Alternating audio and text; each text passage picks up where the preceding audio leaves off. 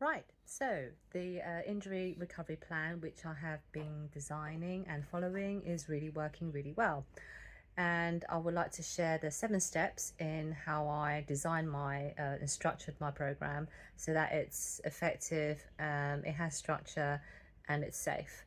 So number 1, I start with a rehabilitation pyramid, which is, there's lots of variations out there, but this one I like because it's kind of makes sense for my situation right now. And the main thing that we need to consider is a long-term goal. So my long-term goal is to return to functional activities. Number 2, then I have to list what the functional activities are. So as you can see, here are my goals. Number 1 is to be able to write full pages, again, without pain, and I can write clear writing. Number 2 is to use chopsticks and holding it firmly and achieve 90% strength.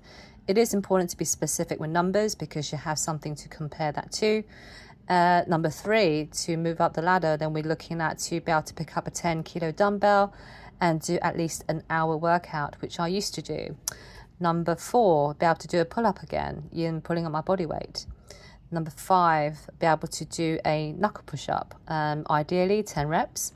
And the last one, to be able to participate in Wing Chun in full fist and full contact. Then once I have my goals established, I'm going to plot them on a timeline like this. So as you can see, this is me at the bottom, and then I'm looking to sort of go up to the top.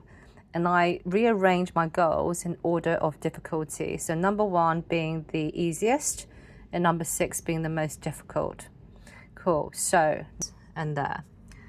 Then I'm looking at to also, redefine the kind of goals, like the short-term and long-term goals at the box at the top left-hand corner.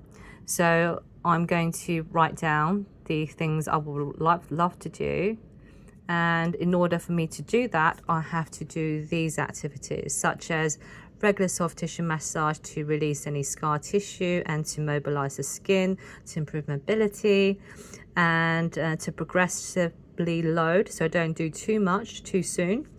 And I want to be able to achieve full MCP flexion on the knuckle joint. And the last is to full resisted MCP flexion, though that one is like more mobility and that one's more resistance. And then I'm going to put down at the bottom my challenges, so things I'm going to find difficult in following the plan. So I'll put down my challenges at the top, and the bottom, how am I going to deal with those challenges.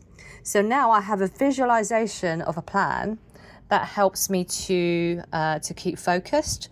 So whenever I am able to sort of get a little bit sidetracked, I can look at this plan and say, okay, that's where I'm at, and I need to get to here, and then I need to get to here.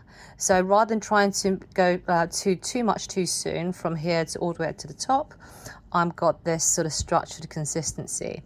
This way it avoids the possibility of me getting injured again, and it also allows me to motivate myself. Okay, after plotting the timeline, I'm going to produce this in a tracker as well. So this allows me as like a diary to track my progress. So here down the side I have my goals in order, and then across I have the weeks. I segregated the month into week 1, week 2, week 3, week 4. So week 5 is actually week 5 since my injury, and so forth. So if I look at week 1, I put down the date and I wrote down how many I did on that day, which is I did 2 pages. And then a few days later I did 4 pages. And then a few days later, I was able to do 5 pages, and I felt a lot stronger. So I'm happy that goal 1 has been achieved on week 5, end of week 5. Good stuff. And then week 2, the same thing. But obviously here, I'm having difficulties in doing these. But I note that, and also note any problems, so stiffness. So STT, I do more soft tissue more regularly on my hand. And then obviously week 6, we are looking at to focus on 3, 4, 5, 6.